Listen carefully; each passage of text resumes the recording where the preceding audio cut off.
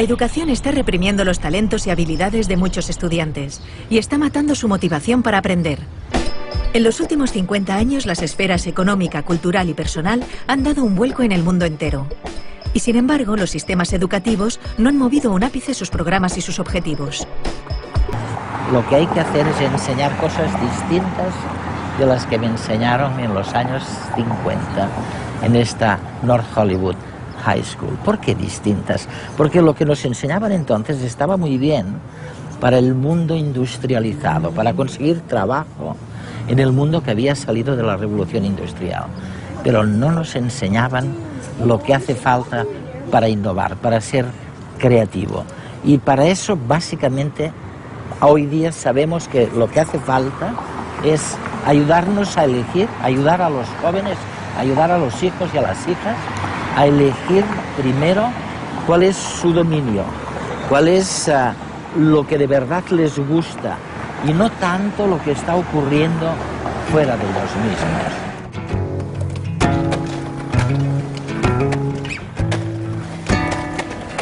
El deber de las escuelas, en mi opinión, es motivar a los chicos. Este es el motivo por el que no van a dejar de existir los profesores. Su trabajo es darles luz. ¿Tienen nuestros hijos trastorno por déficit de atención? Esto es lo que muchos creen. Les damos Ritalin y otros fármacos. Esto es lo que dicen nuestros hijos. Yo no tengo déficit de atención, simplemente no estaba escuchando. ¿Cómo encendemos las luces para estos chicos? Yo creo que la mejor forma es con aquello que les apasiona. Y creo que así toda esa mala prensa en torno a nuestros chicos la vamos a ver con otros ojos. Voy a darles una metáfora nueva. Digamos que nuestros chicos son cohetes espaciales. ¿Qué quiere decir? Pues que van rápido, que se lanzan de cabeza a lugares desconocidos, que son muy volátiles, que son difíciles de controlar con precisión como los cohetes de verdad. Necesitan ser programados adecuadamente, necesitan combustible adecuado y buenos pilotos y quizás requieran algunas correcciones a medio camino como los cohetes de verdad. Pero tienen un retorno potencial enorme. Todos los chicos lo tienen y es lo que tenemos que descubrir.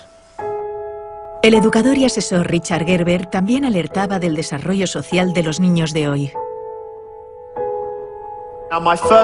Un reto que tenemos como educadores es este. Nuestros hijos vuelven a casa tras la escuela cada día y aprenden más por sí mismos y de sus amigos en las redes sociales que en el aula, ¿o no? Como sistema educativo, ¿cómo podemos comprender este fenómeno? Los niños son consumidores sofisticados. Ya no tienen que esperar a que les enseñemos las cosas. Las encuentran por Internet, crean vínculos de amistad, aprenden unos de otros. Hace muchos años leí algo tuyo que me fascinó. Porque pensé que nadie había dicho antes algo tan sencillo y tan cierto a la vez. Dijiste que elevar los estándares o los niveles de educación no sirve de nada si los niveles en cuestión no son válidos o si están equivocados. ¿Podrías explicarnos tu punto de vista? Mi experiencia es que la mayor parte de nuestros sistemas educativos están desfasados, son anacrónicos. Se crearon en el pasado, en una época distinta, para responder a retos diferentes. Con el tiempo, se han vuelto cada vez más limitados. En todas partes del mundo hay intentos de reformar la educación, y uno de los grandes mantras es que hay que elevar los estándares. Y me hace gracia porque, por supuesto que deberíamos mejorarlos siempre, pero no sirve de nada aumentarlos si están equivocados. Por ejemplo, en la mayoría de sistemas, se insiste mucho en elevar los estándares de matemáticas y de lengua, que por supuesto son muy importantes. Pero no son lo único que cuenta en la educación. Las disciplinas artísticas cuentan, las humanidades cuentan, también la educación física. Me gustaría saber si es cierto que ha habido tantos cambios turbulentos, que ha surgido esa disparidad o esa gran brecha entre la educación por un lado y las necesidades individuales de las personas por otro. ¿Cuáles son, de verdad, esos cambios que han ocurrido? Pues creo que hay varios.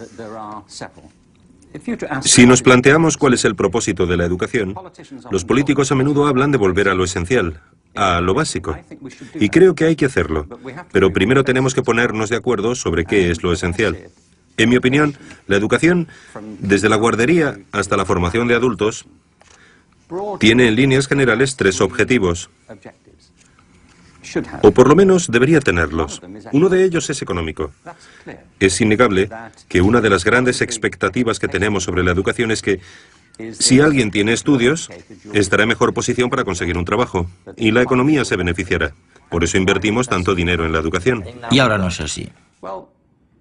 El problema es que las economías del mundo han cambiado diametralmente en los últimos 50 años. El mundo cada vez está más dominado por los sistemas de información. Estamos inmersos en una economía de servicios y la industria se ha trasladado fuera de Europa. Ahora mismo se ubica mucho más en Asia. Por consiguiente, económicamente, el mundo de ahora no tiene nada que ver con el mundo en el que tú y yo crecimos. La revolución industrial forjó nuestro mundo, pero también fraguó nuestros sistemas educativos. Tenemos un sistema de educación industrial. Es un modelo de la educación basado en la producción. El segundo gran reto educativo es de índole cultural. Una de las cosas que esperamos de la educación es que ayude a las personas a comprender el mundo que les rodea y a desarrollar un sentimiento de identidad cultural, una idea sobre su lugar en el mundo. Sí. Si analizamos los sistemas educativos de todos los países, en España no hay duda de que esa expectativa está presente en el sistema de enseñanza. Se pretende ayudar a los alumnos a conocer mejor la cultura española y lo mismo sucede en el resto del mundo. Es una gran expectativa de la educación. El problema es que el mundo también se ha transformado culturalmente en los últimos 50 años. No tiene nada que ver con el mundo en el que crecimos. Cada vez es más interdependiente, más complejo y también más peligroso culturalmente en algunos aspectos, más intolerante en ciertas cosas. El tercer gran objetivo de la educación es personal. Lo saben los que tienen hijos, pero también cualquiera que esté vivo. Una de las cosas que esperamos de la educación es que nos ayude a convertirnos en la mejor versión de nosotros mismos, que nos ayude a descubrir nuestros talentos, nuestras destrezas. Y creo que la educación ha fracasado estrepitosamente en ese sentido, puesto que muchos acaban sus estudios sin descubrir lo que se les da bien, sin averiguar jamás sus talentos. Muchos pasan por la escuela y llegan a la conclusión de que carecen de cualquier talento. Y esto sucede porque en el fondo tenemos una visión de las aptitudes muy limitada. También ha habido cambios en ese sentido. Vemos pues que hay cambios en nuestra noción de inteligencia, pero también en la cultura que ha cambiado y se ha complicado, por no hablar de hasta qué punto se ha revolucionado económicamente el mundo. Que el mundo, en el último medio siglo, ha cambiado radicalmente. Los avances espectaculares que se han producido en ciencia y tecnología han hecho, por una parte, que pasemos de ser una sociedad industrial basada en la producción masiva de objetos a una sociedad de servicios y de información, en la que el motor son las ideas y la creatividad, la capacidad de inventarnos nuevos oficios más acordes al siglo XXI. Y por otra parte, los descubrimientos científicos nos han permitido conocer mejor cómo funciona nuestro cerebro, el órgano encargado del aprendizaje, y descubrir algo que los griegos ya sabían, que no aprendemos repitiendo, de memoria, sino haciendo, cuando nos emocionamos. Por eso, hay que transformar la escuela de arriba a abajo. Necesitamos un sistema educativo que mediante el aprendizaje social y emocional fomente la educación personalizada, que potencie el desarrollo de cada individuo, que estimule la creatividad, la pasión, la energía, el talento. Porque nuestro futuro está lleno de nuevos retos que requerirán nuevas soluciones, y estas dependerán de cuán creativa, vital y variada sea la gente. Y también feliz. Y para ser feliz necesitamos realizarnos y desarrollarnos, descubrir y cultivar aquello que nos motiva y hace sentirnos bien. Bienvenidos a la escuela del siglo XXI. Creo que fuiste uno de los primeros del sector educativo en hablar de la desafortunada división entre ciencias y la cultura o las artes. Y es curioso, porque nosotros cuando preparamos programas científicos, a menudo tenemos que enfrentarnos a un dilema. Nos planteamos que un tema no encaja bien en lo que los científicos denominarían temática científica, así que es mejor descartarlo. Pero tú afirmas que como resultado de esta escisión entre la ciencia y las disciplinas artísticas, hemos ignorado un campo fantástico, el de la creatividad. ¿A qué te refieres exactamente? La mayoría de países no instauraron un sistema de educación pública obligatoria hasta mediados del siglo XIX. Se trata de ideas bastante nuevas. Dos factores influyeron mucho en la educación. El primero fue la economía industrial, que provocó una cultura organizativa de la educación extremadamente lineal, centrada en los estándares y la conformidad. Y el otro gran factor de influencia, en mi opinión, fue la cultura intelectual de la Ilustración, que desencadenó en la cultura académica de la educación. Una de las características de la enseñanza es que hay una jerarquía de asignaturas en las escuelas. En la mayoría de sistemas tenemos arriba de todo de la jerarquía la lengua, las matemáticas y las ciencias. Un poquito más abajo están las humanidades, como la geografía y los estudios sociales, o la filosofía, cuando se enseña. Y debajo de todo están las disciplinas artísticas. Hay poquísimos sistemas educativos, no conozco ninguno de hecho, que enseñen danza con el mismo rigor y sofisticación con el que se enseñan matemáticas. ¿Por qué hay esta jerarquía? Muchos te dirán, es evidente, tiene que haber una jerarquía. ¿Pero por qué? Creo que hay dos motivos. El primero de los cuales es económico. Se cree que las materias que están más arriba en la jerarquía son más relevantes para el mundo laboral. Para encontrar trabajo. Sí. Y te encuentras con afirmaciones como, no te dediques al arte, jamás serás un artista ni te ganarás la vida con el arte. No hagas música, es muy difícil salir adelante como músico. Así que un argumento es claramente económico. Pero lo interesante es que nadie te dice, no te centres en las matemáticas, nunca serás matemático, ni tampoco, olvídate de la química, jamás serás químico. Esto se debe a que en nuestra cultura intelectual existe una asociación entre las ciencias y cierto tipo de conocimiento objetivo.